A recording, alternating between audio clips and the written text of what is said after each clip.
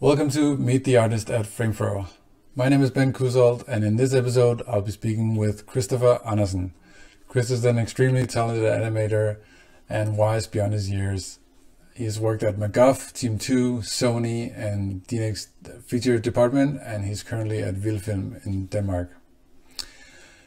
Chris shares from his own experience of going straight from animation school onto a top-level feature production, of leaving a comfortable and secure job to pursue further artistic growth, and about how animation is really a team sport. And if you're watching this from some dark corner of the internet and you're an animator and you're looking for feedback, come check out framethrower.io. We have customized animation player with feedback tools, good vibes, and great artists. So come check it out at framethrower.io. And now, here's Chris Andersen.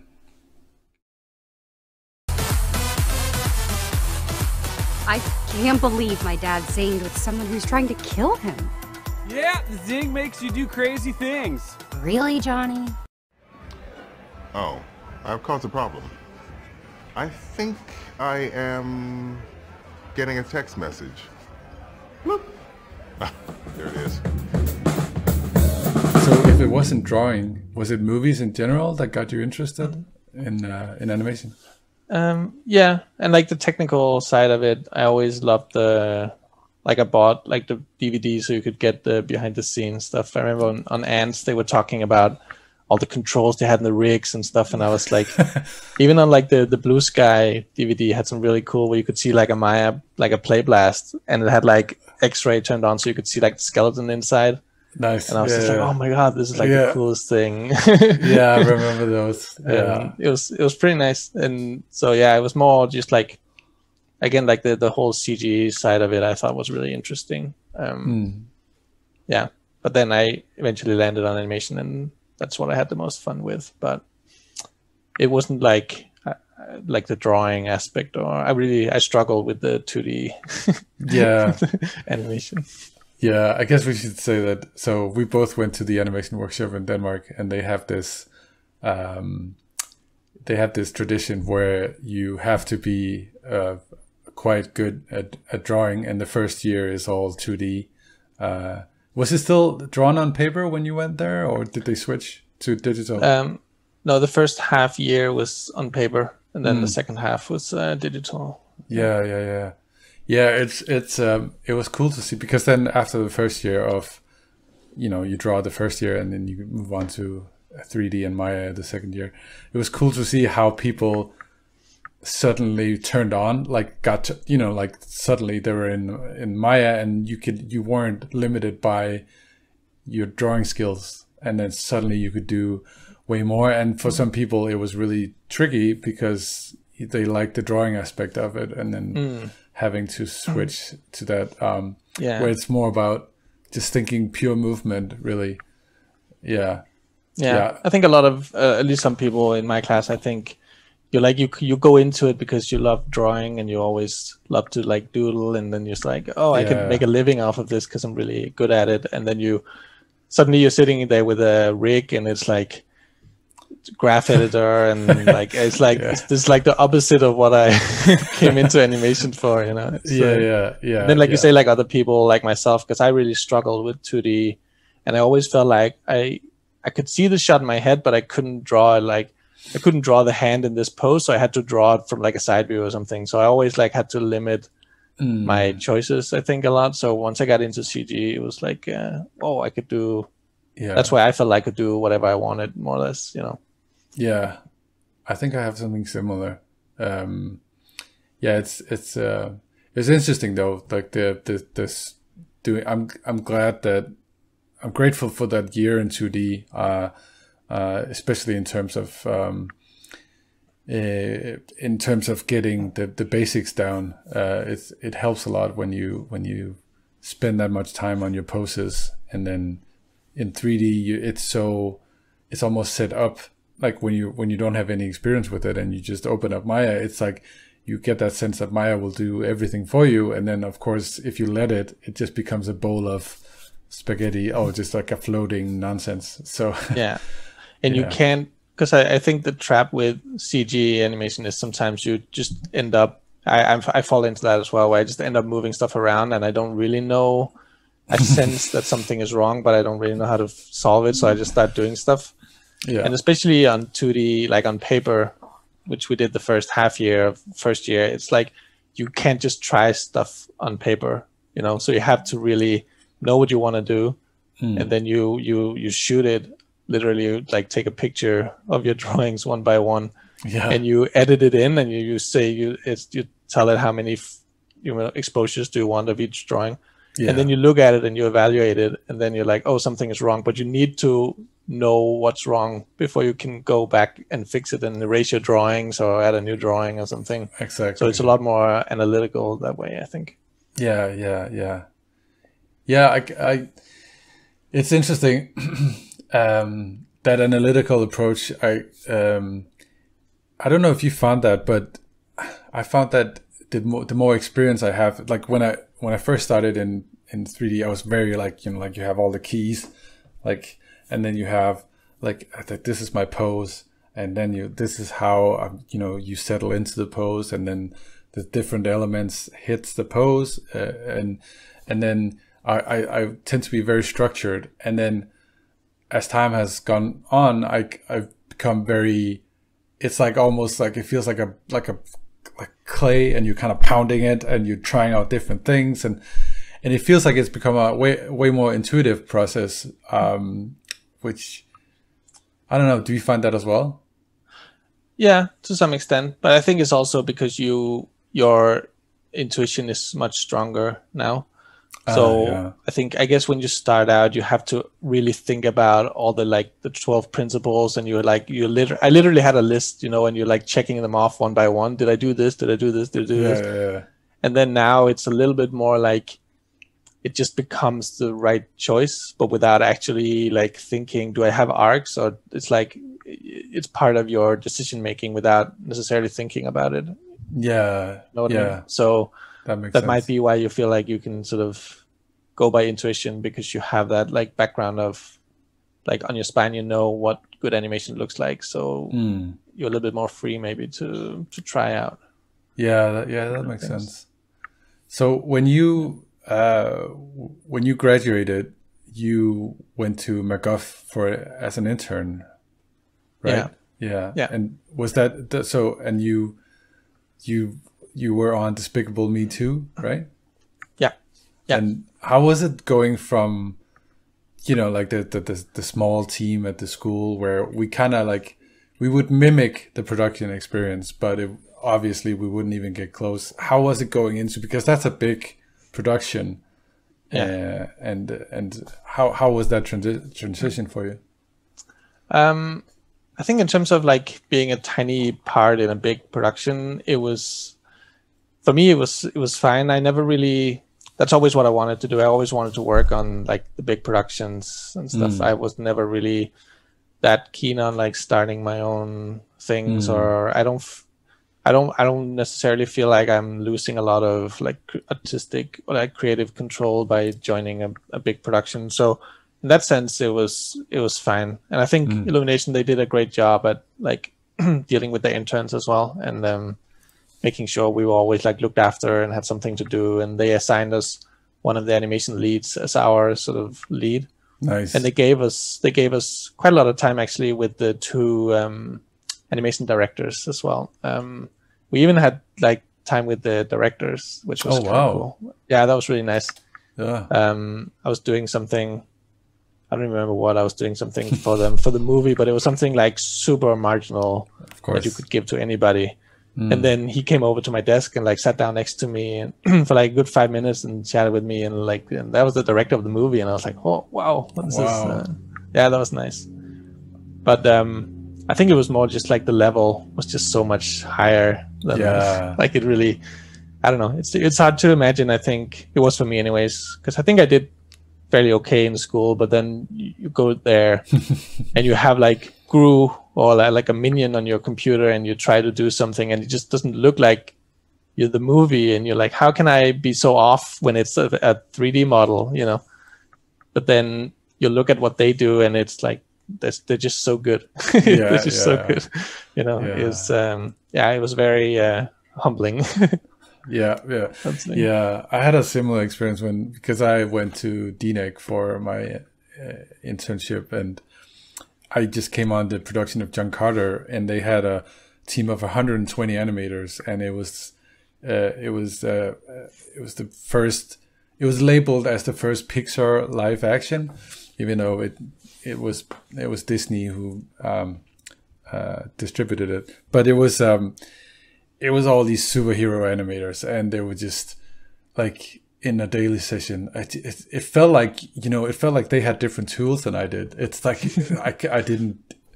Yeah, so like you say, it's super humbling. It's but it's also kind of it was nice because I kind of thought that they just knew exactly what they were doing, because you're looking at what they do and then it's like, wow, okay, this is so much better than what I could do.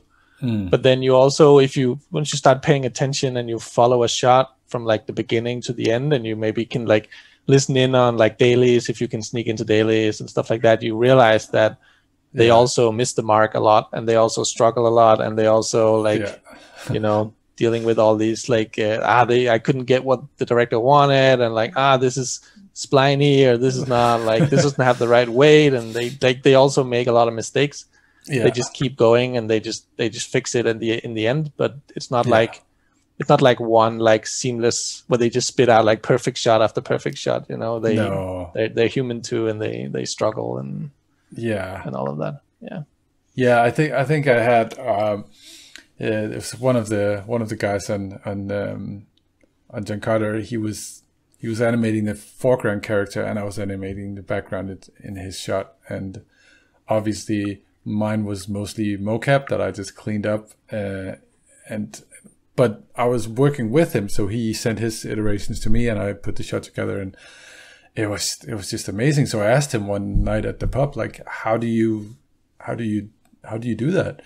And he was just, well, you have your keys and you have your breakdowns, and then you know, and it just, like you said, he animated like we all do, and then he took his punches, and then he went back to his desk and he addressed the notes, and it's like one of those things. It's just, it takes time, and then if you do it for a long time, it looks like you've magically honed some skills, but it's a craft like a lot of other. So definitely. Like so,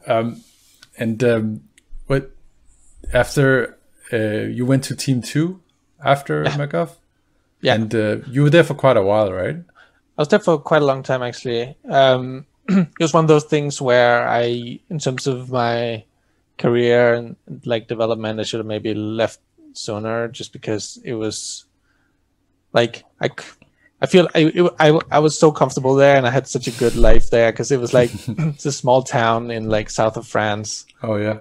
And you're just like, I had this like really, I still have like, I still talk to them, this really nice group of friends, and it was just such a nice place to be.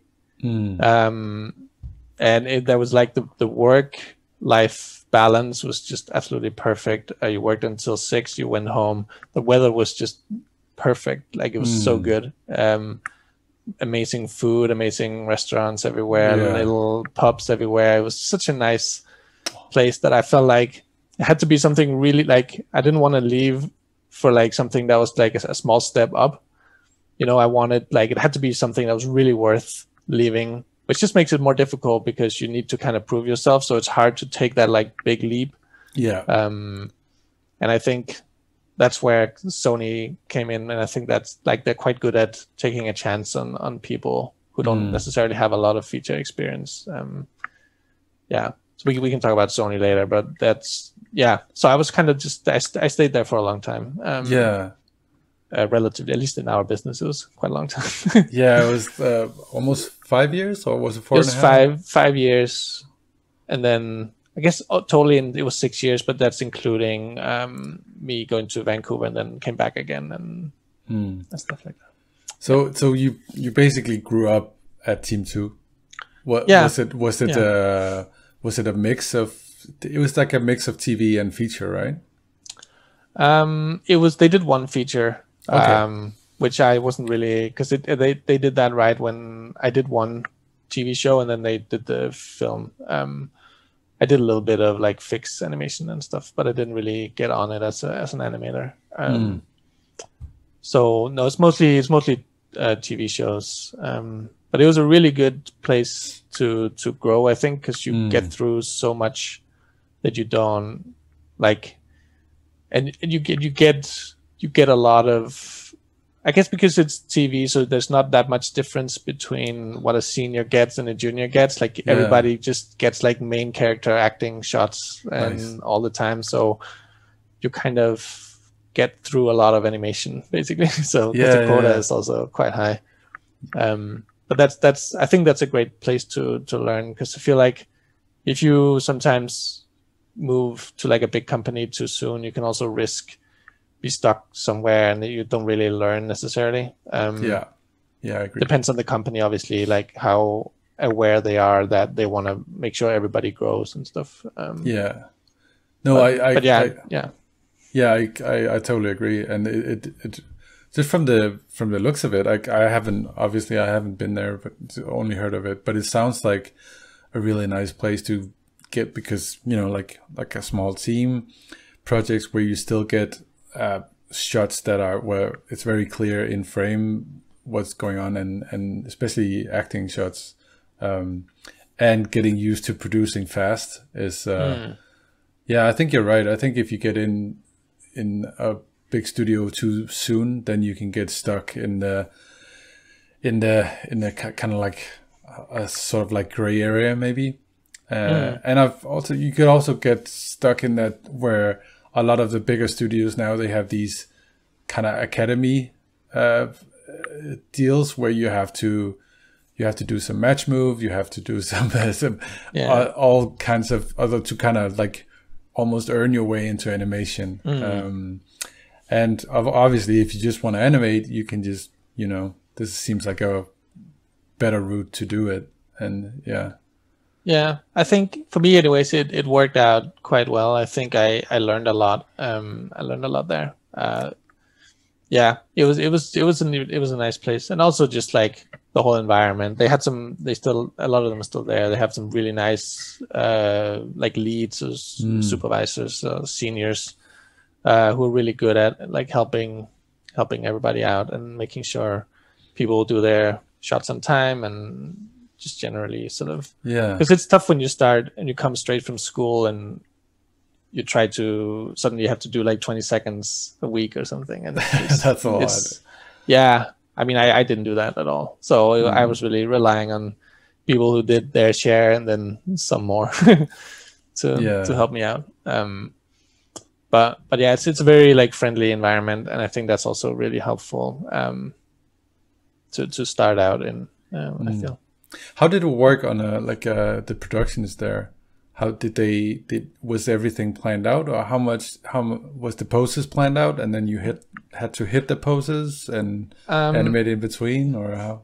Yeah, no, but we follow storyboard pretty tightly, and the storyboards are usually quite good in TV. I think I almost feel like they're better in TV than in feature film, because in feature film there's so many iterations, and you can kind of they never really, I don't know, it depends on the company also, and depends on the storyboard artist as well, how much they want to put into, I guess, each drawing and the acting and stuff. But in TV, because you don't have time to iterate over acting choices and stuff, it's a lot easier if they spend their time up front making a storyboard that they like, and then they could just give that to the studio and be like, okay, just animate this. Which I found really helpful. Like I usually just, my first pass was pretty much to the frame, just the storyboard, and then I would just go from there and start to, if I felt like I wanted to tweak the timing or whatever, but I would usually always just start with the storyboard poses as kind of my key poses, and then just move on from there.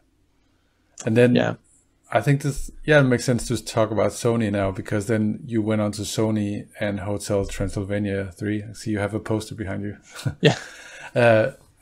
And then you said obviously Sony was a big deal, and you moved all the way to Vancouver to to participate.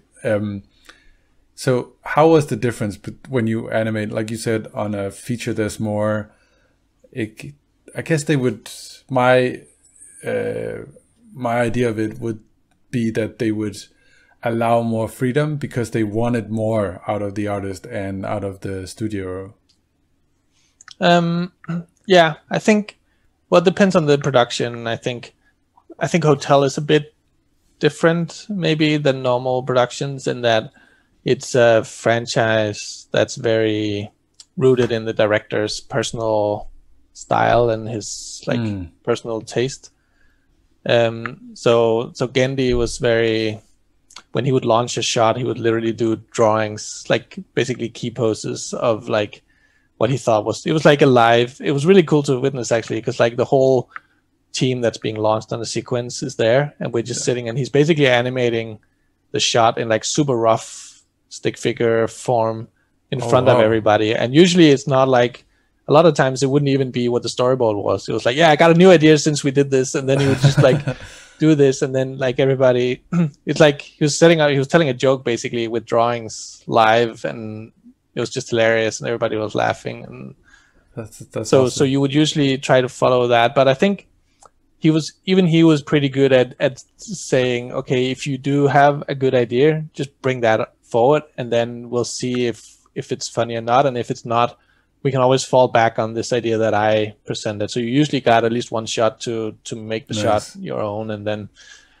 so that was like it was quite like a nice confidence, like to know that you had that in the background. You could always fall back on his idea, which was hilarious. So you always had that as sort of a backup if yours wasn't as funny as as you thought it was. Yeah, that's so cool. But it was also different, that show, because it's all about, every shot was about being funny. So it was not really, I think if you have like the other thing I did at Dneg, which we can talk about later, but that was more like Pixar-esque in like the way that they wanted to do like the acting stuff. And so there's a little bit more freedom there because there's a lot of different ways you could do it. Where I feel like on this, it was about like visual comedy for every shot, pretty much, right? So it's just about finding the funniest version of that shot. That's yeah. But it was yeah. Sorry, go on. No, so his background was he was an animator before directing, or actually I don't know. Okay. Yeah, I'm not so sure. It's impressive though to just kind of like sketch out that way, and then yeah. No, he was really good at. I mean, we should probably talk to someone who knows him. yeah. No, that's cool. But I think he was really good at animating, and he was really good at drawing, and you could definitely tell that he, like, his posing was really, really good. Nice. So that was a big help. Help for us. So And I feel like that show was a little bit different than a normal show because I'm curious to see the fourth one because he's not directing it. So because I really felt like it was very much guided tightly by his like personal taste. So I'm curious to see when another person takes over if it's a different feeling. Yeah. That does seem unusual that he would have that. It's almost like you bring a joke to the table. But yeah, it's very cool. Did you feel a lot of pressure going in, or that? Yeah. But also just because it's like you go to dailies, and dailies are just always like nerve-wracking, I think, because you, especially when you show it the first time. I feel like when you've shown it a couple of times and it's just about checking in on the splining and stuff, that's fine. But like when you show the blocking for the first time, that's always like, because you know, you want your ideas to get through, and you want, especially if you have like a shot that's supposed to be funny.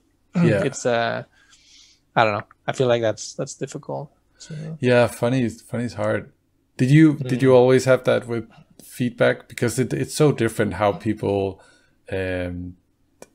receive it, and I've always been quite nervous as well.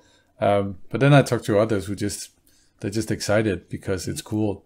Like no, I always been nervous about it. I feel even in school, it's like because you put so much into it that you want.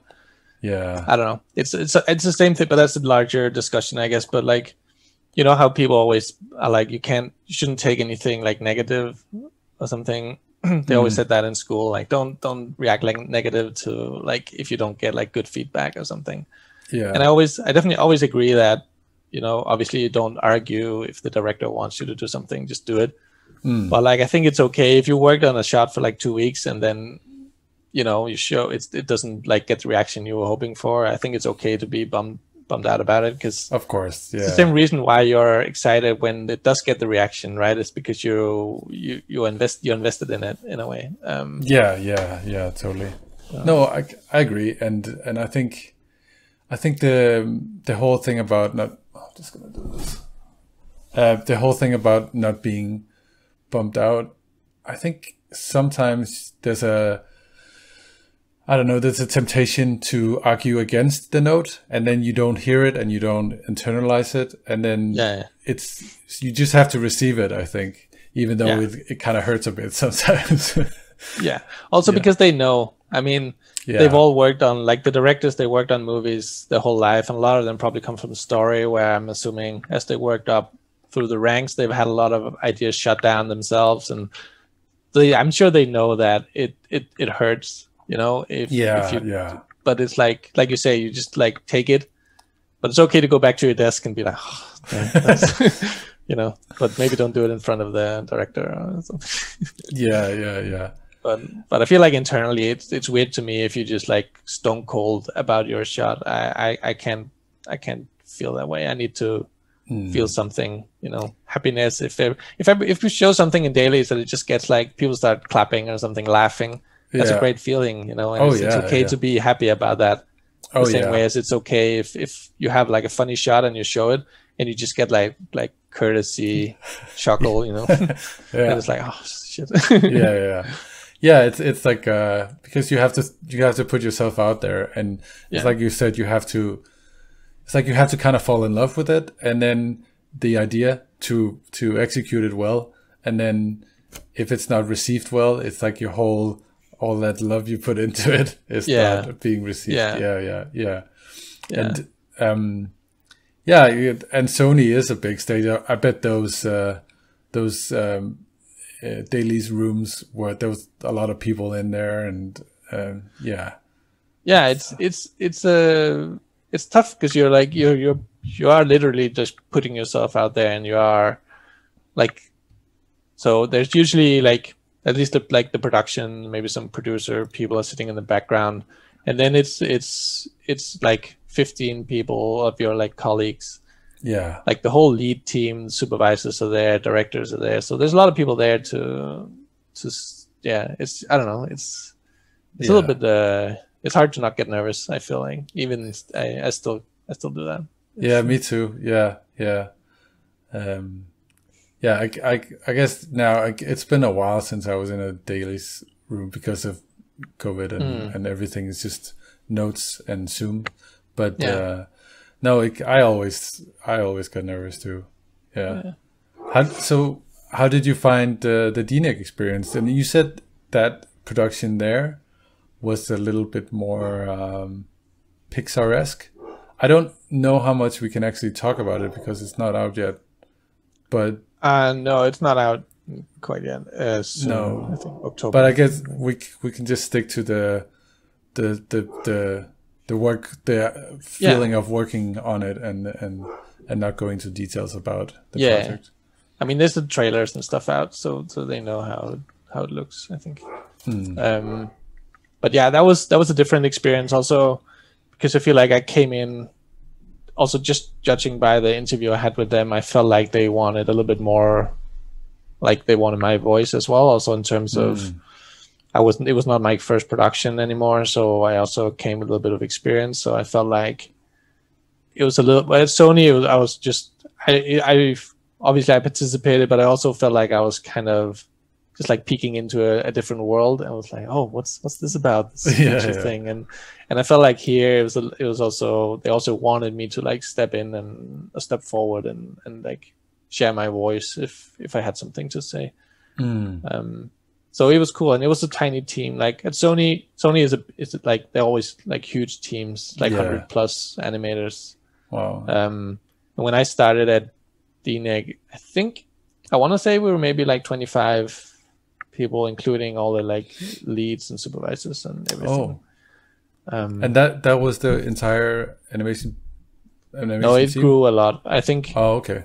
By the end, probably maybe 60 or 70 people. It was hard because then they started hiring at Montreal, and at that time we were all at home, so it was hard to keep track of. Yeah, of course. They brought in and stuff. And that was was that, what was it? That so it's that partner, the 2D side of Dneck. Do they call it Dneck now, or is it still called what's the word? The name for Dneck had a like a sister company. There was like a 2D. I forget the name for it. Or was it just at Dneck? No, it was at Dneck. And feature. Okay. Yeah. Huh. We got the 5th floor. We got our own floor, which is kind of nice. Oh yeah, that's right. That's cool. Yeah, it was pretty nice because like it was all like white walls and like, and I think they really wanted us to make it our own, so started painting the walls and nice. Yeah, freaking out facilities. But like, yeah, it was fun.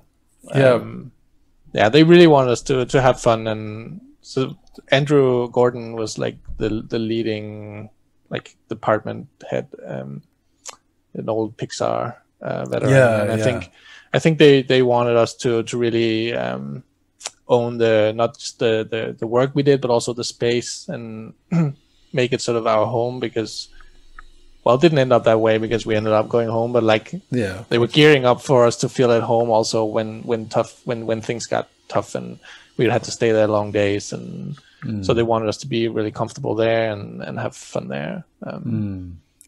So yeah, it's interesting because I was at Dneck for quite a few years, and it's this big, the new building, their second building was a huge, like a big building with 5 or 6 floors in London, and yeah, basically all of it was this visual effects production house that was very streamlined. And the animation team at Dneck, I should say, they've always been amazing at protecting that team, and with Robin Luckham, it's always been a very good place to work as an animator.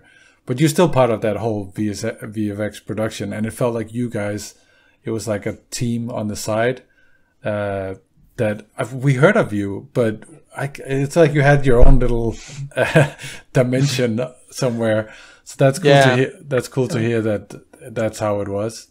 It was, I think it was like a different, it could have been a different company, I think. Like it just in the way that it was kind of, we were put up there on the 5th floor and just kind of did our own thing. But it was really fun. But it was a bit different than, I didn't feel like any like connection to the other floors. Like it was not like there was not a lot of bonding between like the VFX side and the animation side and the feature side.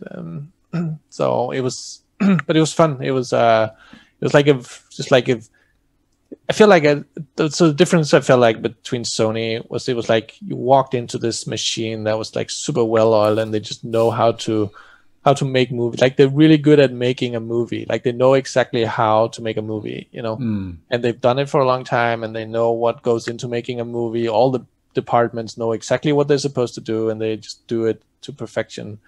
And at Dneg, it was a little bit more like, even though we had a lot of experience like put together in the room, it was a lot of people that have done like DreamWorks and Pixar for many, many years.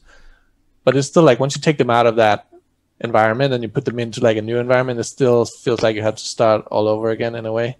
Yeah. So it's a lot of really talented people, but they kind of had to like make it work in like a new environment and like new pipeline and everything. So yeah, it was a lot, like the hierarchy was a lot flatter. I felt like at Dneg, like it was a lot easier to just go to like the top person of like the pipeline and be like, hey, how do you do this? Or whereas at Sony, was really like, it was a lot more strict. I felt like the hierarchy between like the different departments and like all this kind of like you didn't really see like the VFX soup, or you know, where it was a lot more down, like it was a lot flatter, I think, at Dneck.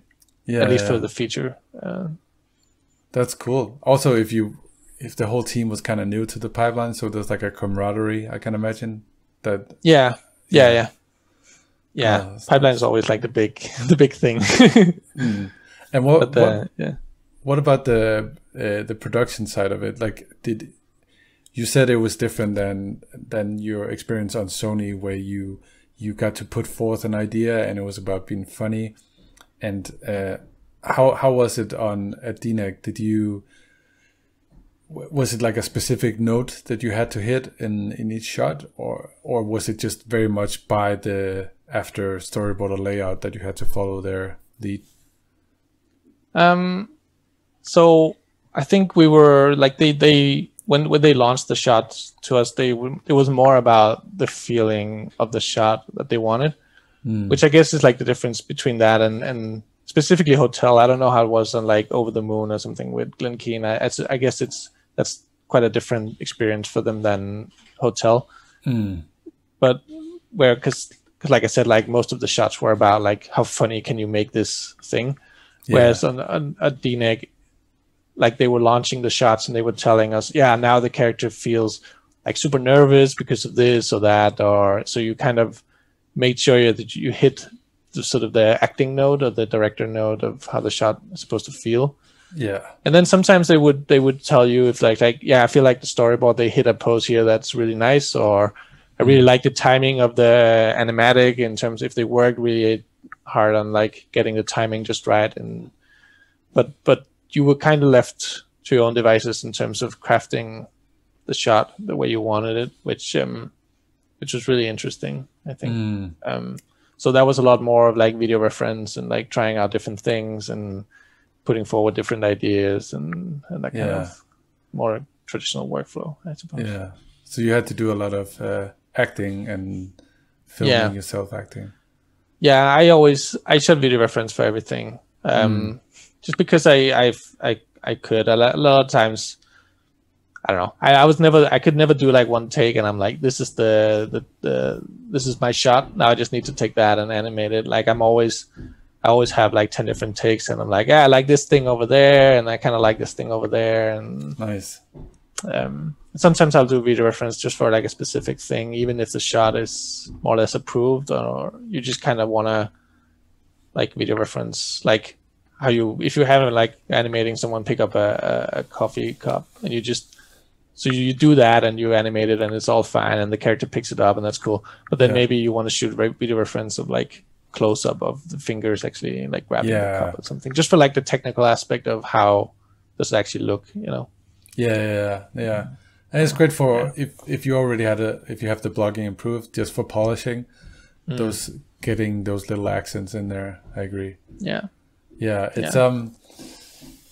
It's interesting because we talked earlier about, or maybe it was before I started recording, so we talked about the difference between feature work and VFX, and it's interesting because it seems like in feature work you can have blocking and then you can add stuff after blocking that where it's like you talked about the where you can really apply that video reference.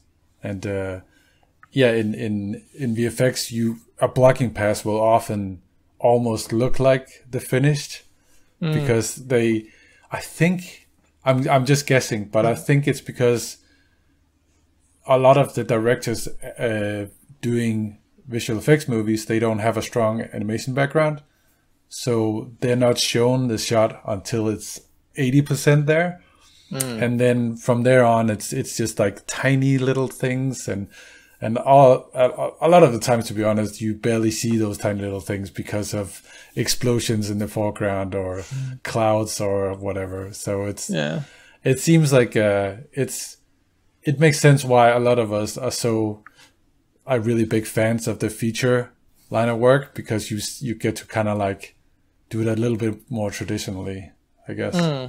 Yeah. I mean, you'd usually have so we would show so what we did at first was we would kind of as a team go back and then block out like the whole sequence, and then we would show the sequence fully in blocking, and then they would start giving notes to each like individual shot, but they would look through like the whole sequence first and just kind of evaluate how did it play out. And you can get the blocking approved in a pretty rough shape, where it's like, yeah, okay, you can move on as long as you're like if the blocking is hitting the notes that they're looking for in terms of like the acting and also like just the choreography of where's the character supposed to be in the shot. Yeah. If they like that, then they sometimes will just approve it and you can move on. That doesn't mean you have to go to spline. Some people like to just work it up in step until it's like on twos or something. Personally, I like to go in spline as early as possible, because I feel like I'm not so good at like the whole step thing. No, man, I can't remember the last time I animated something unstepped. Yeah, it goes. So, it's super interesting because like I said, in VFX, you would almost just go straight to spline. I think a lot of the times, at least after a while, because things has to happen. You need something decent working fast so that you can add all the polished stuff for the blocking pass. It's really a weird way of working, but I guess it's also you have to work with all the film elements of it.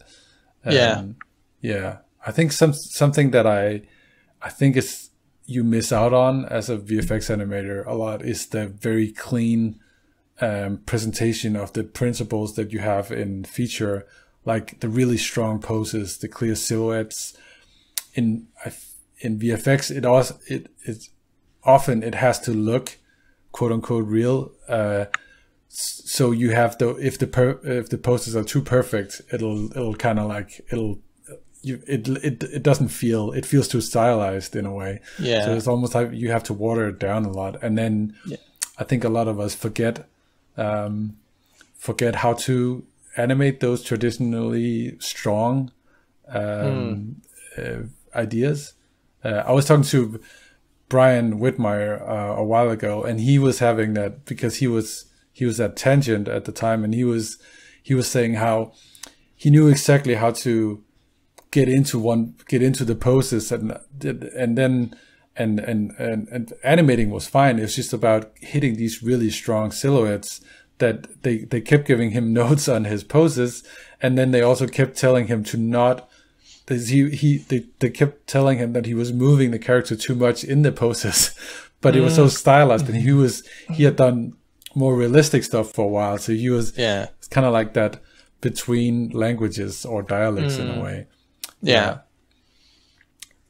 I think, for that, definitely Hotel was a nice, also if you're talking about how like the transition was between TV and feature, and Hotel was such a nice like a master class in just like posing and like sculpting also, because they were very like this, because we have a lot more time obviously than TV, so we really went into like the fine details of like the silhouette shapes and all of that, even like in the mouth, like the shape of the teeth and the tongue, and like they were really looking at like 2D a lot, like also like looking at eye shapes and looking at all this thing, and wanted to make sure that it was just absolutely perfectly shaped, sculpted eyelids and all this stuff.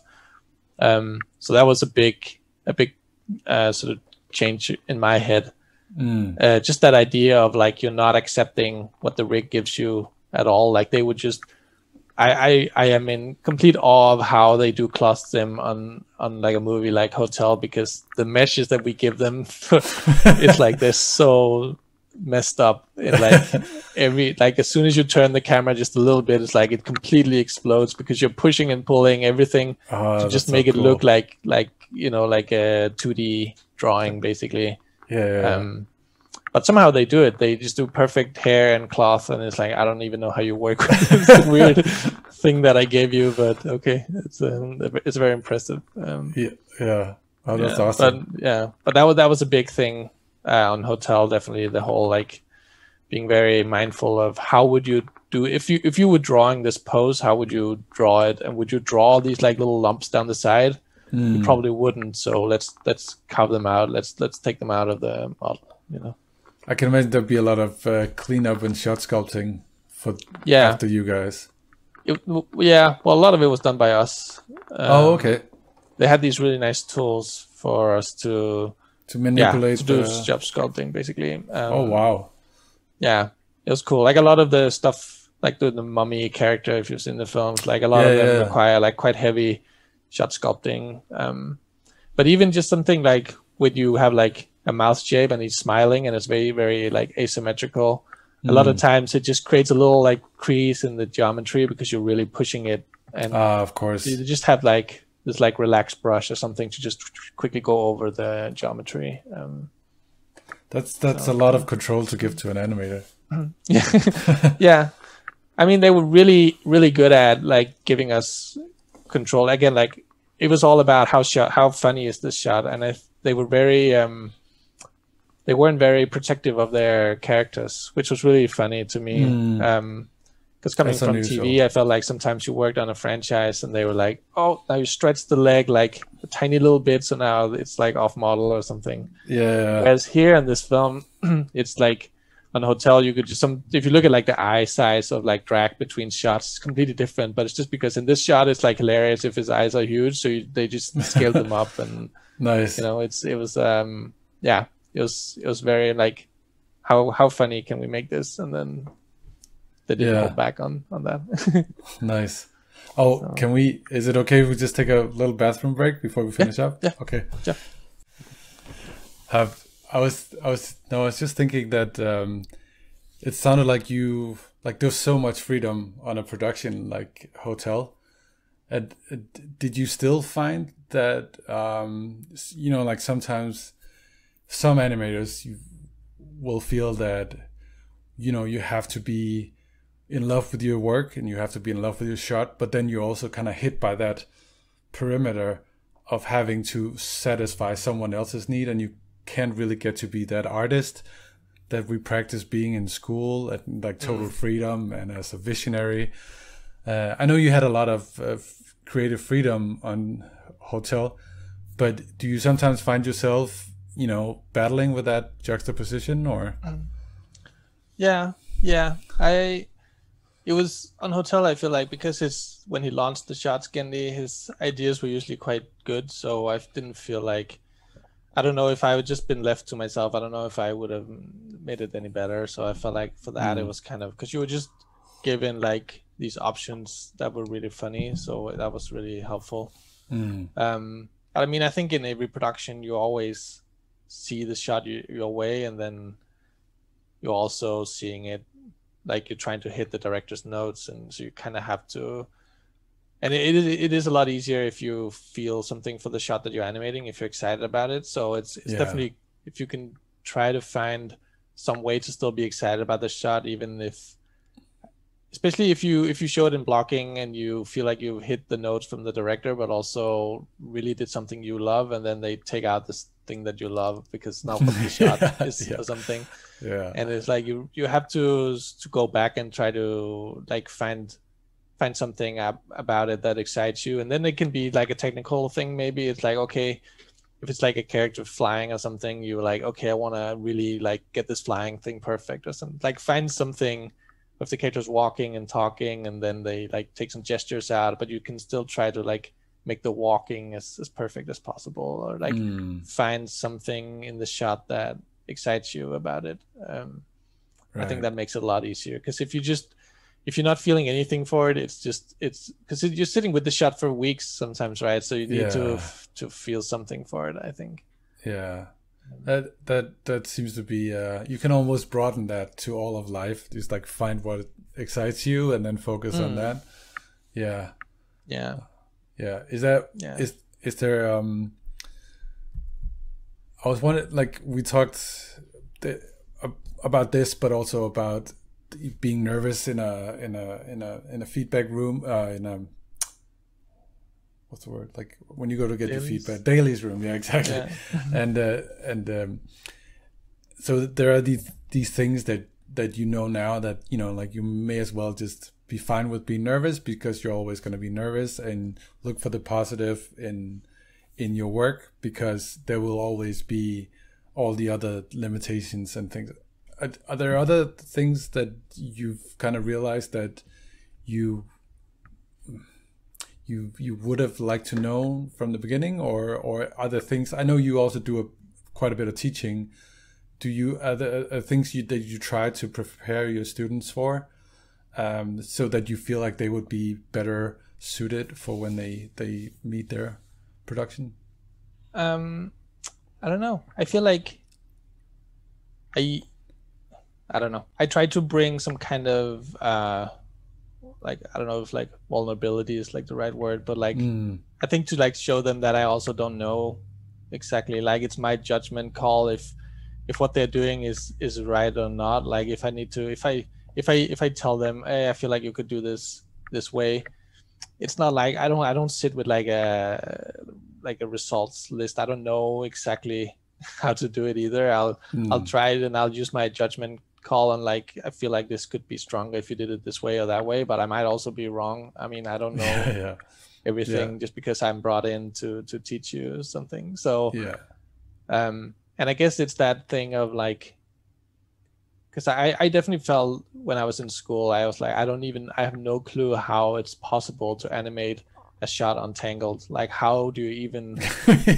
get to that level where you can make a shot like that? Because I'm thinking that the choices they make are just something that they just come up with out of nowhere, you know, because if you don't have the production experience, you don't know the teamwork that goes into like everything, you know, like every idea in the shot, it could come from anybody, and it's usually like a mix of ideas from like your lead and your soup and the director and yourself, and you know, you're not sitting with it alone, and you don't have to have all the answers alone. And like I was saying, like the really good animators, they also struggle a lot with their shots. And I think I didn't really know that. I thought you kind of, because I was just looking at my schoolwork, and then I was looking at like the movies that I admired, and I was like, damn, there's a big difference between what I'm doing and what they're doing. But it's so you can't compare what you're sitting with on your own in a school and then compare it to like a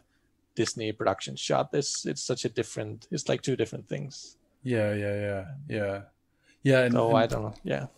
No, I think that's great. And also it's almost like what you're saying is also that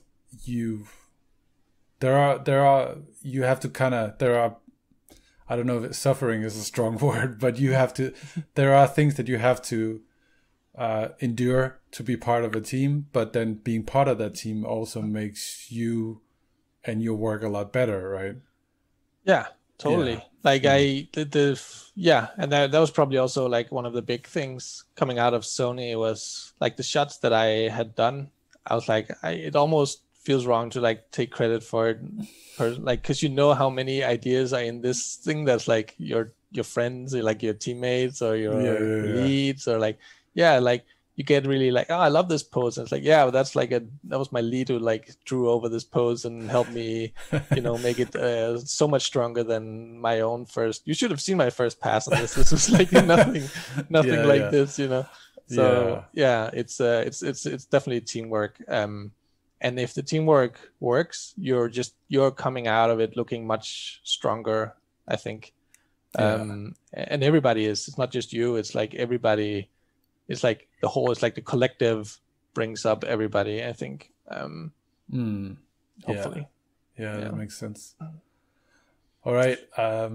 It's coming up to the 1 hour mark, so I think this was a good note to end it on. And so thank you again so much for doing this, Chris. Thanks for taking your time. It was great hearing about your animation journey. No worries. Hope it was useful somehow. Oh, it was great, and I'm sure I guess I don't know how many people will be listening. We'll see. But I loved it. It was great hearing it. So cool. Thanks again, man. Thanks. And take care. Yeah, you too.